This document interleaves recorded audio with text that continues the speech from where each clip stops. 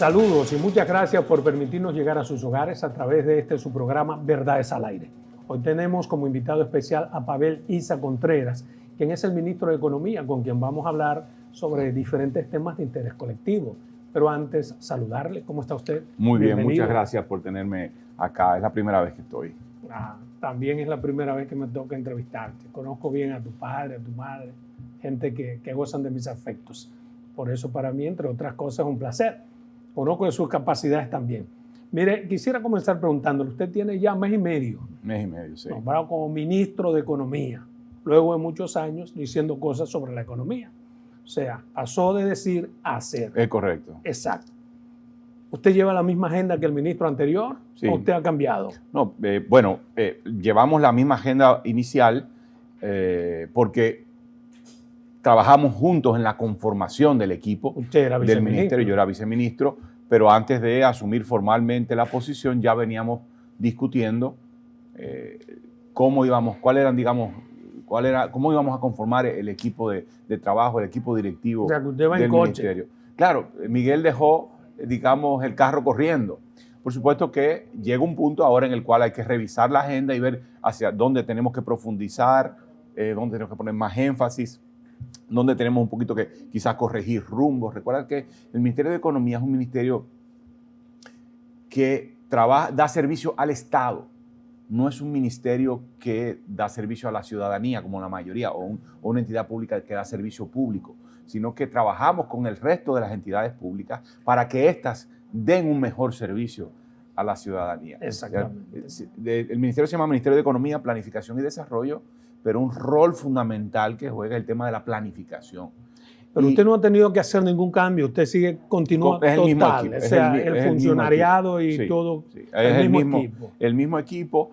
Hubo algunos colegas que Miguel me pidió que se fueran con él de áreas de apoyo, Olaya de áreas de gestión. Olaya se quedó. Los viceministros se quedaron, excepto la posición que yo ocupaba. Entonces mi colega Luis Madera, que ocupaba la Dirección General de Desarrollo Económico y Social, pues fue promovido a ministro. Entonces, digamos, por ejemplo, ¿cuál es el plan que ustedes tienen de aquí a finalizar el año o las proyecciones para los 2 años? Mira, hay varias áreas. Quizá el desafío más grueso que tenemos es preparar al ministerio de cara a la aprobación de la Ley de Ordenamiento Territorial. Y esa ley es una pieza fundamental. El presidente la mencionó en el discurso.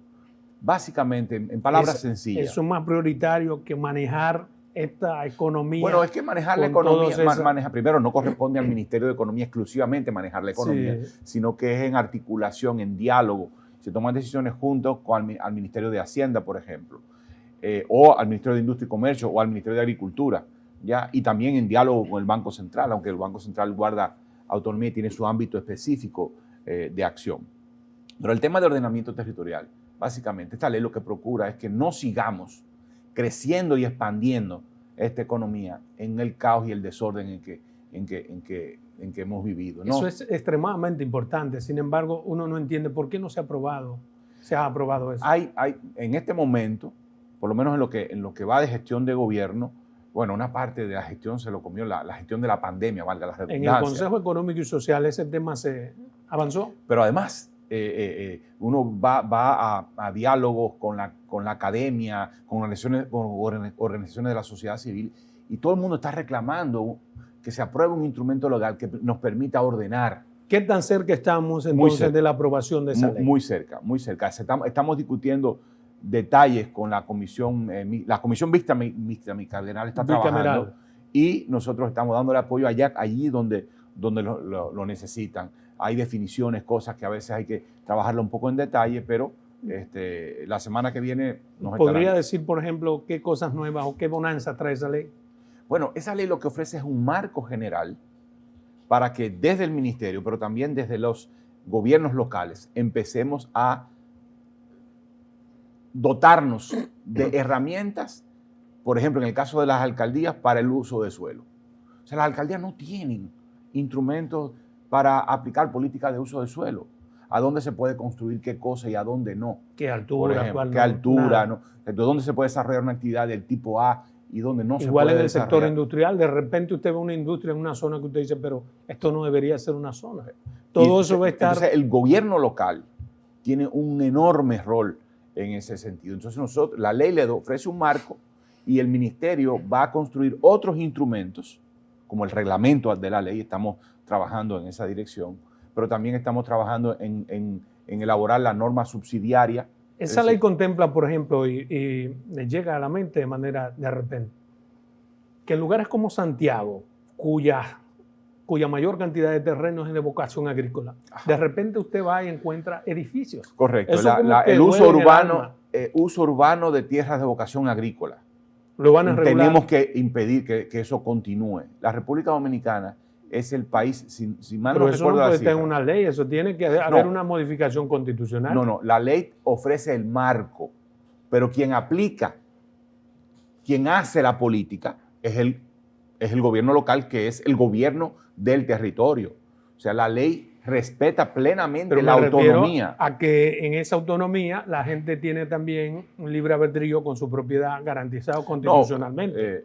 Claro. O sea, la idea es que la idea no es, mira, ya tú construiste un edificio aquí, ahora te lo vamos a tumbar, en una zona agrícola, te lo vamos a tumbar para volver a sembrar. Y no, o sea, no se trata de eso, se trata de detener o de desacelerar el proceso de urbanización, por ejemplo, uno de áreas con vocación agrícola, pero también de áreas de bajo riesgo. Es decir, si usted, no construir cerca de una ribera de un río, por ejemplo, no meter al pueblo dentro del río. Dice un colega que no es que el río se mete en el pueblo, sino es el pueblo que se mete en el río. Claro, y después queremos culpar al río. Pero para eso las alcaldías necesitan, los gobiernos locales necesitan instrumentos para eso. Y el primer instrumento es una ley general. Luego va a haber un reglamento y de ahí se deriva que las alcaldías van a poder desarrollar la normativa de uso de suelo. Mire, para esa... y quien no tenga normativa, porque sea una alcaldía muy pequeña, que sea muy difícil, podrá recurrir a una norma subsidiaria que el ministerio va a elaborar. Es decir, una norma que aplica para todo el que no quiere elaborar, sino que recurre a ella. Con penalidades fuertes, porque de nada sirve en un país como este. Eso corresponderá a los propios gobiernos locales decidir en ese sentido. No podemos violar la autonomía de los gobiernos. Sí, pero eso no tiene como... Debe haber una ley marco que irradie sobre esa autonomía de los ayuntamientos. Si no, en Pernales se va a hacer lo que quiera. La ley ofrece parámetros. Ofrecerá parámetros para hacer eso. Garras legales. Yo me refiero no a parámetros, a castigos. Por supuesto. ¿Qué castigos? Por supuesto, siempre. Aquí todo depende del castigo. Pero siempre va a estar, la aplicación misma va a estar en manos de las propias alcaldías, del gobierno local. No puede ser de otra manera. Bueno, entonces... hay un desafío. Tiene que haber una apropiación por parte de los gobiernos locales. Tiene que haber un convencimiento de que tiene que ordenar el territorio, el desarrollo del territorio, pero además le da un instrumento también para cobrar, sin duda. Bueno, eso es importante. Miren, hay un incentivo ahí. En un país donde el gobierno central es el que captura todos los ingresos. Entonces ahí pudiera haber un instrumento. Sí, no para que como muy a libre albedrío de cada jefe de Vamos a hacer una cosa. Cuando salga la ley, exacto. Volvemos aquí y vamos a discutir. Y la analizamos. Exactamente. Muy bien. Mire, yo quisiera, hablando de construcciones y esas cosas, dice el expresidente Leonel Fernández que hay 328 proyectos, de los cuales solamente se han cumplido 6. En términos de lo que a usted corresponde, ¿qué tan cierto es? Ese no es el balance, pero lo que yo estoy viendo, mira, te voy a decir, y voy a hablar con mucha honestidad. La inversión pública en este momento ha dado un salto gigante respecto a cómo estaba en este mismo momento hace un año o un poco antes. Ahora lo que estamos viendo es una aceleración del gasto en inversión pública, especialmente en los proyectos de inversión pública. ¿Pero cómo? Si el expresidente dice que solamente un 3% del gasto. Ahora mismo, por ejemplo, del presupuesto de 2022 a julio de este año, había ejecutado un 40% del gasto. Entonces, ¿es falso lo que dice Leonel Fernández sobre las inversiones? Bueno, yo no recuerdo el detalle de lo que él dice dijo. Que se ha invertido unos 13.680 millones, que corresponde al 3% del presupuesto. Te estoy dando la cifra. Al 3%, te estoy dando la cifra. De enero a julio de este año, del presupuesto total de gasto de capital del gobierno, en donde la mayor parte es inversión pública, ha ejecutado un 40% del presupuesto. Del presupuesto, es decir, de los 120.000 millones de pesos, si mal no recuerdo, del presupuesto total de gasto de capital del gobierno, ha ejecutado un 40%. Normalmente, a esta fecha, el gasto total anda como por 43, 44. O sea que el gasto hasta este momento está muy cerca de lo que es el promedio, lo que ha sido el promedio en los últimos, digamos, 2018, 2019 y 2020. No menciono 2021 porque fue particularmente bajo. O sea, la inversión pública va viento en popa, pero nada más tiene que pasar 43% del presupuesto. Del presupuesto total de gasto de capital. 40%. Exactamente. A julio. Ahora debe estar, en los últimos 15 días, debe haber crecido bastante porque los proyectos van muy acelerados. ¿Cómo se puede conjugar eso, por ejemplo, con las advertencias de que en subsidios y deuda se ha ido el 48% del presupuesto nacional? No tanto. Se ha gastado hasta junio, la cifra era de 35.000 millones a junio. A julio creo que había aumentado, incluso salió en los periódicos, a 42.000 millones. ¿En subsidios? Eso, en subsidios. Subsidios especialmente a los combustibles. Principalmente a los combustibles. Luego también está el subsidio a la energía eléctrica, ¿ya? Porque el ajuste de la tarifa, antes de la reversión de la medida de la superintendencia, la reversión de la tarifa, el aumento de la tarifa fue parcial, no fue total. Entonces hubo que subsidiar la diferencia entre lo que se pactó en el pacto eléctrico y el costo de la energía. Y luego están alimentos, fertilizantes, y todo eso hizo 42.000 millones. Es súper interesante este tema. Antes de irnos a pausa, no me quedó claro lo de si se ha invertido 3% del presupuesto, como dice el expresidente Leonel Fernández, o no. Aclárenme el eso. Presupuesto de inversión pública, de gasto de capital, que digamos, popularmente inversión pública, es del orden del 15% de todo el presupuesto. Entonces, yo te digo que a julio se había gastado el 40%, o sea, es el 40% del 15%. O sea, está bastante por encima del 3%. Debe andar por el 6%, ¿no? O sea, el 40% del 15%, si el 50% de 15 es 7,5, el 40% ¿Y eso es debe mucho ser o 6. es poco? Está bastante, va a un ritmo normal comparado con lo que ha sido la historia de la ejecución de la inversión. Y estamos pública. respondiendo con esto al criterio de, por ejemplo, el criterio keynesiano de que cuando hay crisis se dinamiza la construcción y la economía. Bueno, como la economía va creciendo bien, tú no estás necesitando un impulso del gasto de inversión pública. O sea, tú no tienes una necesidad particular del impulso a la inversión pública. Yo creo que si bien el gasto en inversión es importante para el crecimiento económico, lo más importante es el servicio público que resulta de ese gasto de capital, de esa inversión. El servicio de salud, el de educación, el de transporte y comunicación. Esa es la importancia. Y lo que nosotros estamos procurando es proveerle servicios públicos de calidad a la gente, porque es un mecanismo fundamental los servicios públicos para transformar crecimiento económico en calidad de vida, que ha sido donde esta economía, esta sociedad ha fallado. En ese afán hay quienes advierten que hay una luz diciéndonos que el gasto público está, el nivel de endeudamiento está muy elevado. ¿Ustedes lo han tomado en cuenta? Sí, por supuesto. ¿Hasta cuándo por supuesto. ¿Hasta cuánto podemos endeudarnos? Mira, obviamente no hay crisis de deuda. No hay una crisis de deuda. No la había antes ni la hay ahora. Hay una advertencia del Fondo Monetario Internacional augura una crisis. Déjame. Okay. Ahora, nosotros tenemos que enfrentar la situación fiscal y la situación de deuda, pero no la puedes enfrentar en un contexto de crisis, o de situación, no de crisis, porque no es crisis, es una situación tensa, económica tensa, difícil, en un momento donde hay una recuperación post-pandémica que quieres consolidarla y luego hay una situación de precios internacionales particularmente severa que está afectando los bolsillos de la gente. O el presidente tomó una decisión de no impulsar una reforma fiscal que empiece a enfrentar de raíz el problema fiscal. Usted dijo en su primer discurso como ministro, eso está en stop, la reforma fiscal. Pero la pregunta que late Pero no significa que no sea necesaria.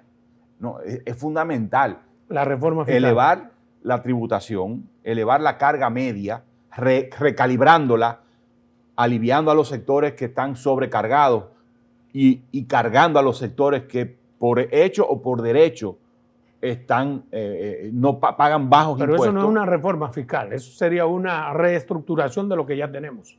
Pero eso es una reforma. No, pero la reforma fiscal pero en general ese recalibramiento debe traducirse también en aumento de la capacidad recaudatoria del Estado. Y haciéndolo, como usted dice, evitamos que se haga la reforma que hay que hacer. Al contrario, lo que queremos hacer es, necesitamos elevar la recaudación total. Ahora mismo del 14% del PIB debería andar por 18%.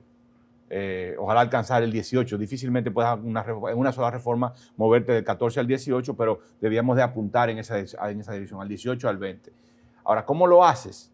No puedes hacerlo cargando a los que ya están, la llevan pesada. Entonces, la idea sería empezar a gravar a los sectores que su carga tributaria es muy baja. Eso está pensado, pero ¿a partir de cuánto podría implementarse eso? No, eso es una discusión que se tendrá después, a partir de 2024. Mientras tanto, ¿cuál es el costo de aguantar, posponer lo que tiene que hacerse?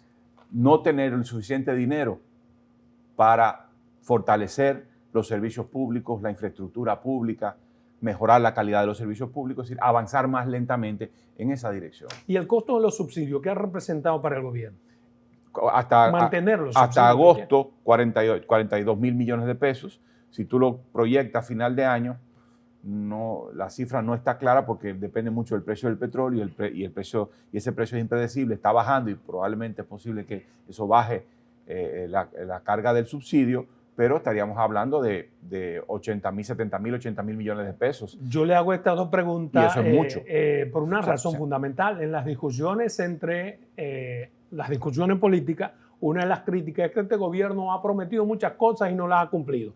Yo pienso que parte de las promesas incumplidas, que las hay en materia de construcción, se debe a que los cuartos tienen que ser destinados a cumplir con la barriga de la gente. Absolutamente. Con absorber los aumentos de los precios. El gobierno tiene una obligación ética con la gente.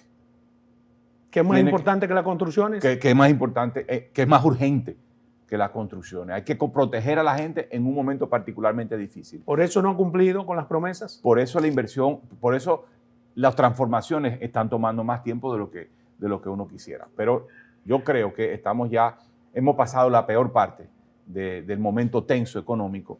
La inflación va a ir declinando, el precio del petróleo va a ir bajando, eso deberá ir aliviando las finanzas públicas y moviendo dinero desde subsidios hacia servicios públicos. Por ejemplo, se aprobó 132.931 millones. Hay aprobados ya para proyectos de inversión.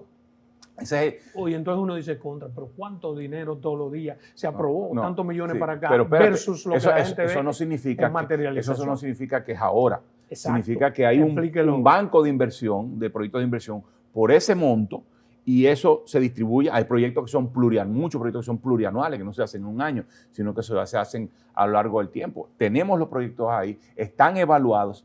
Todos esos proyectos, los evalúa el Ministerio de Economía, Planificación y Desarrollo. Todos esos proyectos están, digamos, certificados y pueden contar con la tranquilidad de que todos esos proyectos valen la pena invertir el dinero público en esos proyectos porque se hace un análisis muy riguroso. Esa es nuestra misión, nuestro rol como ministerio en la parte de inversión pública es básicamente decir esto vale la pena, esto no vale la pena, o esto no vale la pena y tendrías que cambiarlo en esta dirección para que la tasa de retorno, el beneficio social del proyecto sea positivo y valga la pena. ¿Significa de algún modo que lo que el gobierno prometió invertir para la construcción de obras que no ha podido hacerla, lo está haciendo, pero no en construcción de obras, sino en subsidios, en mantener la estabilidad social? Una parte de esos recursos está siendo destinada a subsidiar alimentos y a subsidiar combustible para proteger el bolsillo de la gente. Si no se hubiera hecho, la inflación, hay diferentes estimaciones, en vez de haber sido 9% en los últimos 12 meses, hubiera sido, ahí la estimación más baja habla de 13% y la estimación más alta habla de 16%. Si no hubiésemos estado destinando todos esos recursos a amortiguar el precio de los combustibles, a amortiguar el precio de los alimentos, ¿qué hubiera pasado en la sociedad? Bueno, la tasa de pobreza hubiese aumentado en 7 puntos porcentuales. Y apenas del 20 al 21 aumentó en 2 y se ha mantenido estable todo ¿Y la posibilidad de convulsión social? Hubiese sido mayor. El ejemplo de Panamá, que tuvo que rápidamente, pero en medio de ya una crisis, o sea, de descontento y de movilización, tuvo que recurrir a los subsidios. También en Estados Unidos están recurriendo a el recorte de impuestos a los combustibles. O sea, que es correcta a su entender, sí, claro, la priorización que tiene el gobierno de atender cosas que absolutamente son urgentes y espaciarlas, que son importantes, hasta esperar que los precios del petróleo vuelvan retornen a un nivel razonable y poder retornar al ritmo normal la inversión pública que permita mejorar la calidad de vida de la gente. ¿Por qué eso tan sencillo se utiliza en términos políticos? Eso son la oposición va a tomar aquellos aspectos preocupantes y va a tratar de sacarle rentabilidad política. Y también el gobierno, es entendible, y desde la política del gobierno también eso es normal. Lo que yo creo que debemos hacer nosotros es hablar con claridad y orientar el debate. ¿Y no se está haciendo? Bueno, yo te digo cuál es mi compromiso y el compromiso del ministerio. Es plantear la verdad. Yo lo sé, yo le estoy diciendo si desde el gobierno se está orientando el debate y se está comunicando como hay que comunicar. Yo personalmente creo que no. Perfecto. Cada quien que juzgue. Yo no voy a juzgar ni a decir, no voy a juzgar cómo se ha comportado el gobierno al respecto. Yo te puedo decir lo que yo creo que debo hacer, cuál es mi responsabilidad, que sea, digamos, la ciudadanía que juzgue. Es brillante. Mira, me gustaría saber, por ejemplo, el presidente ha hablado de una inversión de $1.200 millones, un poco para exorcizar los problemas que tenemos en materia energética. Pero explíqueme cómo va a ser posible invertir $1.200 millones en el sistema energético. ¿Qué sector vamos a sacrificar? Porque le pregunto a partir de cómo está la convulsión económica interna y externa. Él lo que dijo fue que eso va a tener que ser, esas expectativas van a tener que ser reducidas, porque no podemos destinar, él lo planteó que es plurianual, no en un año, pero claramente él dijo en el discurso, no podremos hacerlo a esa velocidad, tendremos que invertir menos, porque además el gobierno está girando la inversión pública, Adolfo, mira, está girándola hacia vivienda, agua potable y saneamiento y salud. Se le critica que solamente prometió una cantidad de viviendas y no ha cumplido. La construcción, primero, son tres aspectos que tiene el tema de la política de vivienda. Uno es el mejoramiento de viviendas. Otro es la construcción de viviendas. Y otro es la facilitación de la construcción de vivienda por parte del sector privado, viviendas de bajo costo. Esos son los tres filones de política en materia de vivienda. Y los tres están avanzando a un ritmo muy significativo. Mire, en su última evaluación, el Fondo Monetario Internacional, en su capítulo 4 o 5. Capítulo 4.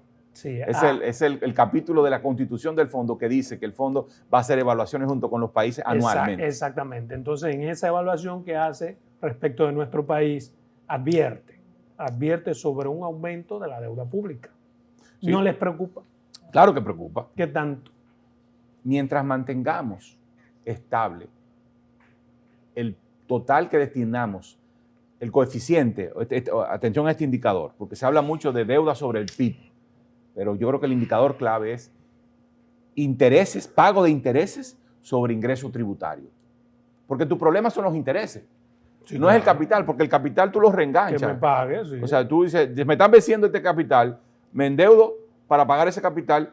El problema es cuáles son los intereses que te generan. Entonces, tú tienes que perseguir los intereses. Y esos intereses, la idea es ver cuánto tú tienes que pagar de intereses sobre lo que tú recaudas.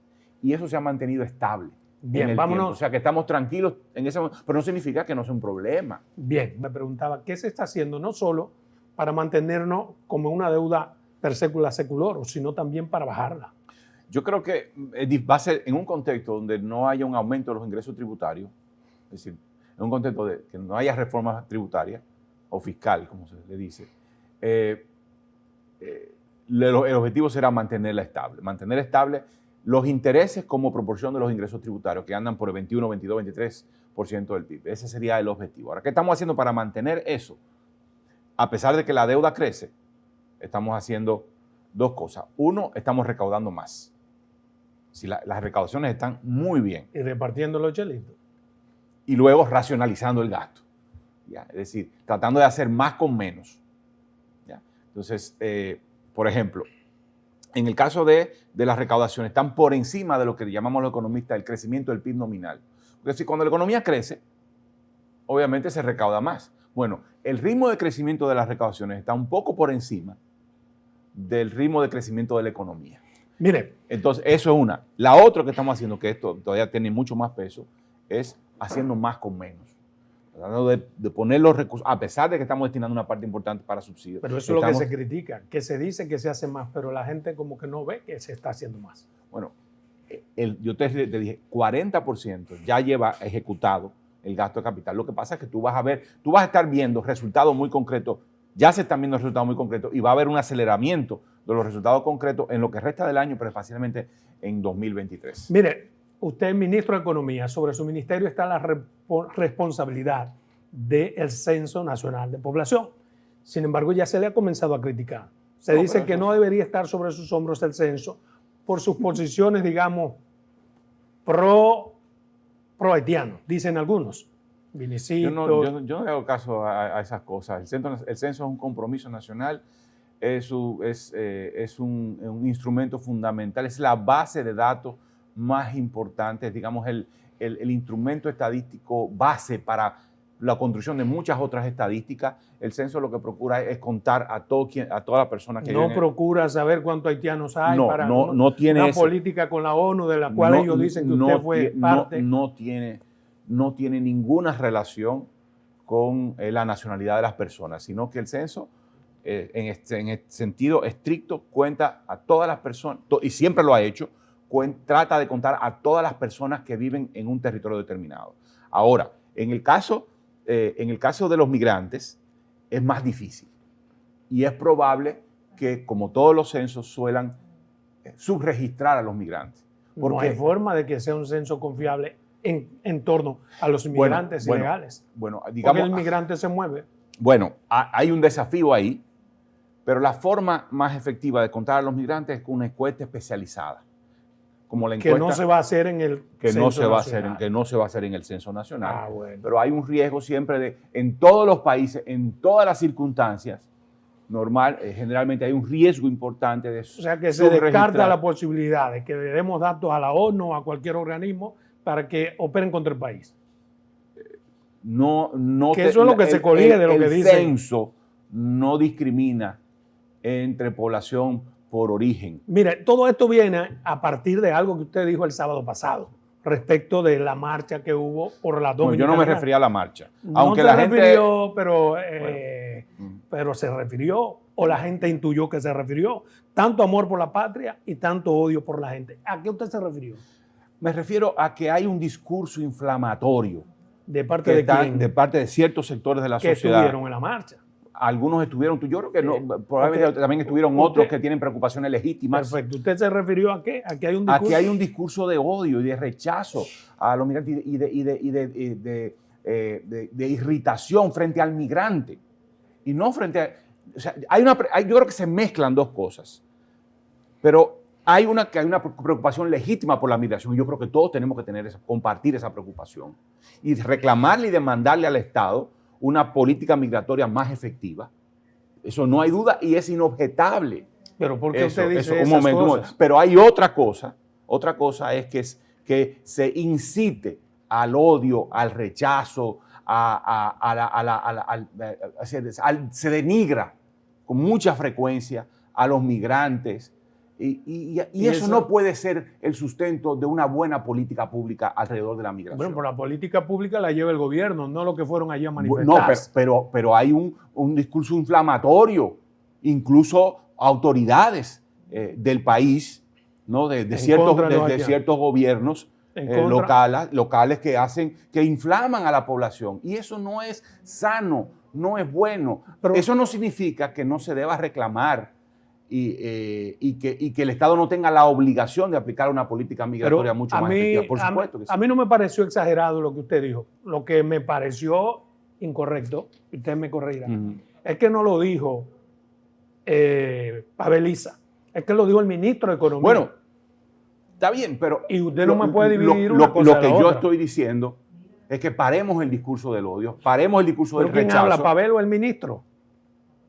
Interprétalo tú. No hay problema. No es lo que saber que está ocupando una posición de ministro en este momento. Y que como ciudadano que está preocupado también, y como funcionario que está preocupado porque no se inflame más el discurso. Y que nos sentemos a discutir una política migratoria racional. Pero como funcionario no debería medir el alcance de lo que dice. Pues yo entiendo que Pavel Issa está hablando exactamente como siempre ha sido. Bueno, pero usted, ministro, lo que diga tiene otro peso. Sí, está bien, está bien, tiene ese peso. Perfecto. No, yo no tengo inconveniente que le pongan ese peso y el ministro, el ministro, como ministro y como ciudadano, está preocupado por los discursos inflamatorios.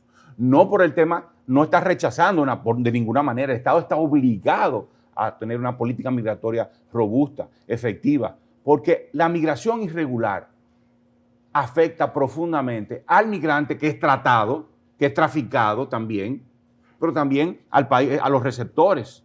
Eso no hace bien a nadie. Hay que tener una política racional, pero tiene que ser una política que discuta no solo el tema de los pasos fronterizos. ¿Usted ha hecho esos planteamientos en la mesa de política migratoria del gobierno? Lo discuto porque perfectamente. Ahí es donde usted le corresponde. No he tenido la oportunidad de participar en eso porque tengo apenas un mes, pero cuando tenga la oportunidad, si lo discutimos, lo planteo. No podemos basarnos en la inflamación, sino en la racionalidad. Por ejemplo, ¿qué vamos a hacer con los sectores económicos que dependen de la fuerza de trabajo migrante irregular? Tenemos que ver cómo transformar esos sectores para que empiecen a demandar fuerza de trabajo de más calificación y que empiecen a demandar y pagar mejores salarios para que los dominicanos tengan incentivos para entrar allí. Eso es un desafío. La transformación productiva no es discutir, paren a los migrantes, sáquenlo, depórtenlo, que lo que están arrabalizando nuestro país, ensuciando nuestro país, dañando nuestro país, se le estigmatiza. Pero a usted no le preocupa esa migración tan continua. Por supuesto que... Y esa, porque no solamente porque la gente dice, que es contra los haitianos, no. Es contra los inmigrantes que en vez de aportar, no aportan. No, creo que es contra los haitianos. ¿Y por negros y por pobres. No, porque hay un profundo racismo en esta sociedad que está cultivado desde Trujillo. Y hay un profundo anti-haitianismo que nuestro propio sistema educativo lo reproduce. Pero es que es imposible porque ningún país ha tratado mejor a los haitianos que este país. Y nuestros gobiernos sucesivos. Pero hay un discurso inflamatorio que apunta pero no gubernamental, no un discurso de nación. No es un discurso gubernamental. No es un discurso gubernamental, pero hay sectores que están apostando a eso. A eso no se pregunta si lo que quieren es un corte, otro corte, lo que quieren. Bajémosle el tono y sentémonos a discutir cómo realmente mejorar la política migratoria, hacerla más efectiva y contener los flujos migratorios. Mientras tanto, yo creo que todo eso usted debe decirlo en la mesa migratoria. Sí, con mucho gusto, y lo diría perfectamente. Pero usted aquilató, ¿no? ¿Verdad? Que lo dijo y está siendo responsable, pero que a lo mejor no debió decirlo porque... No estoy diciendo que no debí de decirlo. Quizás es bueno también plantear estos temas a la opinión pública con más claridad y desde el gobierno también plantearlo. Miren, aquí hay un problema. Mire, vamos a salir de ese tema y gracias por ser tan de frente con su... Esas son las cosas que yo admiro. Gracias. Mire, la Reserva Federal de Estados Unidos, el Banco Central, dice que hará nuevos aumentos en los intereses de referencia. Allí tosen y aquí viene la neumonía.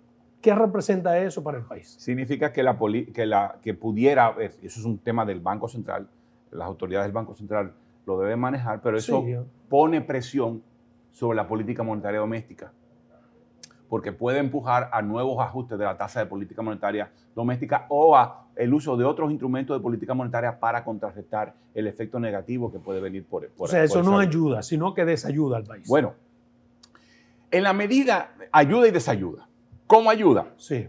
Bueno, si esa política se traduce en una reducción de la inflación en Estados Unidos, obviamente eso va a implicar una reducción en la inflación en la República Dominicana porque importamos el 50% de los bienes desde Estados Unidos. O sea, la inflación importada se reduce. ¿Cómo nos desayuda? Bueno, que el ritmo de actividad económica en Estados Unidos pudiera mantenerse bajo o decrecer aún más allá y eso nos impacta en las exportaciones, en el turismo, en la remesa. Otra cosa es que como las autoridades monetarias pudieran verse obligadas a empujar aún más hacia arriba las tasas de interés para no desalinearlas, porque si tú tienes un gran desalineamiento entre las dos tasas de interés, el capital se te va y te genera una presión sobre el mercado cambiario. Entonces, al tener que subir las tasas de interés o aplicar una política monetaria más restrictiva que resulta en una tasa de interés más alta, entonces la inversión se afecta. Entonces corta de los dos lados. Entonces, lo que hay que procurar es un balance adecuado entre enfrentar la inflación, evitar la fuga de capital, pero que eso no implique un sacrificio de la inversión privada que se hace con crédito y por el cual se paga una tasa de interés. Mire, hay otra nube negra que se cierne sobre el panorama económico mundial, que no se ve tanto porque no ha dado tan duro, y es la posibilidad de una guerra entre China y Estados Unidos, dicen analistas internacionales. Mientras eso ocurre, aquí estamos haciendo muchas proyecciones. En todas esas proyecciones, ¿se ha tomado en cuenta esa posibilidad? Al menos se ha puesto con asterisco. Bueno, obviamente todo el mundo está mirando, así como se mira a Ucrania, también se mira a las tensiones alrededor en Asia. No significa que eso entre directamente en los modelos para estimar cómo vamos, las proyecciones, pero se tiene un ojo puesto en eso, y cuando eso tiene un efecto concreto en alguna variable económica, me dice, bueno, entonces ahí si tú lo incorporas y proyectas el comportamiento de esa variable a futuro y te dices, mira, esto nos preocuparemos cuando preocupe. Cuando tenga efectos concretos, pero mientras tanto es incierto cómo podemos qué es lo que puede pasar alrededor de eso. No está claro. Exacto. Vamos, mire, hablábamos ahorita de las posibilidades de que no lleguemos a una reforma fiscal, pero que hay que hacer cosas para seguir captando recursos. Dice un economista prestante como usted, Magín Díaz, propone elevar la presión fiscal en 5 puntos porcentuales. Yo quisiera, estamos de acuerdo con él, hay que apuntar a que este país logre llevar la presión tributaria, como yo dije, a 18 o 20%. Eso no se puede lograr en una reforma tributaria. Pero podemos hacer lo que él propone. Elevar la presión tributaria hasta el 20%, en 5 puntos, en 5 puntos porcentuales. Sí, lo podemos hacer. No podemos arrancar ahora. Tendremos que arrancar un poco más adelante, como por las condiciones que esta economía por las cuales esta economía está atravesando. Condiciones políticas y económicas no están dadas para hacer una reforma de ese tipo. Pero yo convengo con él y con otros economistas, con la mayoría diría yo, de que hay que elevar la presión tributaria a mediano y largo plazo de entre 4 y 6%. Pero no están dadas las condiciones. En este momento no están dadas las condiciones para eso. Y el presidente tomó una determinación de que en este periodo de gobierno no va a haber reforma tributaria. Bueno, hay otros economistas que también sugieren, por ejemplo, eliminar los subsidios. Subsidios de los combustibles. ¿Usted cree que es factible? En este preciso momento no, pero eventualmente deberemos caminar en esa dirección. Ojalá el año que viene esos subsidios se vayan al piso, porque el precio del petróleo lo permita y porque el nivel de actividad económica ya esté consolidado, estemos plenamente, digamos, despegando. Quitar los subsidios y meter una convulsión social innecesaria. Con los precios del petróleo actuales, pero no con lo que pueda verse el año que viene, probablemente. Y una amnistía fiscal que proponen algunos, como vamos a barajar de nuevo ya se hizo una amnistía fiscal en el pasado reciente, o una suerte de amnistía fiscal. Hay que evitar el abuso de las amnistías fiscales, hay que tener cuidado con eso, porque entonces, digamos, las empresas y las personas van a prever, no voy a pagar impuestos ahora, porque al final va a venir una amnistía y yo me puedo acoger a ella, y luego cuando viene la amnistía se acogen y vuelven y dejan de pagar, de cumplir con sus obligaciones tributarias porque esperan una nueva amnistía. Pero además, entonces, es una circunstancia en la que lo que fundamentalmente se necesita es recursos. Claro. Usted no puede amnistiar porque está perdiendo recursos. Es como barajar de nuevo. Lo que pasa es que hay colegas tributaristas que dicen, bueno, es que si tú das una amnistía, tú vas a recuperar algunos recursos de lo que ya no tienes. O sea, de los que ya perdiste. Entonces, si tú haces una amnistía, tú recuperas un poco de lo que de todas maneras no vas a recaudar. Ese es un poco el argumento. Yo estoy más preocupado por el mensaje que estás enviando de amnistías continuas. Exacto. Porque entonces la acción de la autoridad tributaria pierde credibilidad. Y mal acostumbramos a la gente. Exactamente. Eso pasa con muchos renglones. Entonces no debe ser. Hay una cosa que a mí particularmente me llama la atención, quisiera su explicación. Aprobamos, después de muchas discusiones, la oposición y el gobierno, una ley tasa cero. Ya hace 6 meses. Sí. ¿Cuáles son los efectos positivos que hagan a la población pensar que se hizo lo correcto respecto a tasa cero para 600 productos? Y uno como que, coño, yo aprobé, pero ¿y dónde está esa vaina? Porque los precios internacionales están tan altos que aún con la eliminación del impuesto, los precios no bajan de la manera en que uno quisiera que bajara. O sea, la población no puede percibirlo todavía, me está diciendo de otra forma. O lo está percibiendo de forma bastante limitada. O sea, habría que hacer un análisis, yo no lo tengo. Nosotros participamos de la comisión, pero no tenemos un análisis en este momento yo no cuento con él, no lo he estudiado, en cuáles rubros sí se han logrado importar para aliviar la situación y en cuáles no. Mi impresión es que el uso del instrumento efectivamente en este momento no ha sido masivo por esa razón que el uso del instrumento de importación no ha sido masivo. Probablemente está concentrado en algunos productos, pero no se supone que eso era una panacea, que era sumamente beneficioso. No, es un mecanismo que ha permitido controlar, pero no, porque bueno, también la gente, los productores locales dicen, espérate, tengo que tener cuidado, o los importadores tradicionales dicen, tengo que tener cuidado con respecto a los precios, porque la ley le va a permitir a otros importar y yo no quiero salir del mercado y yo mantengo mis precios relativamente controlados. Es como una opción que dice, espérate, yo no que mantiene bajo control ciertos precios. Pero a 6 meses no podemos aquilatar, no podemos ver ningún tipo de resultado tangible. La inflación está bajando y la inflación alimentaria está bajando. Pero no producto de esa tasa cero, ¿o sí? Habría que hacer el análisis, yo no lo he hecho. O sea, no te puedo decir. Lo que la impresión que tengo de los datos es que los precios en el mercado internacional están tan altos que no es muy rentable traer un número importante de productos al país, porque en el mercado doméstico están más bajos. ¿Me doy a entender? Ya no tiene sentido entonces la tasa cero. Bueno, tiene sentido porque te ayuda a mantener los precios bajo control porque está la amenaza de la importación a tasa cero. Pero eso, digamos, eso es un tangencial de la aprobación de la ley. Pero me refiero al espíritu de la aprobación de la ley. Desde que se aprobó la ley, ahora los precios subieron bastante. Entonces, ha hecho menos rentable, en mi percepción. No quiero con esto hablar de forma tajante porque no cuento con los datos para decirlo con claridad, reconocido. Pero la impresión que tenemos es que los precios domésticos son muy competitivos en este momento con respecto a los precios internacionales. Sí. Y por lo tanto, y la ley probablemente ha ayudado, ha contribuido a eso, sin que se haya generado un flujo de importaciones muy significativo. Algunos estiman que el déficit fiscal terminará entre un 3,5 y un 3,7%.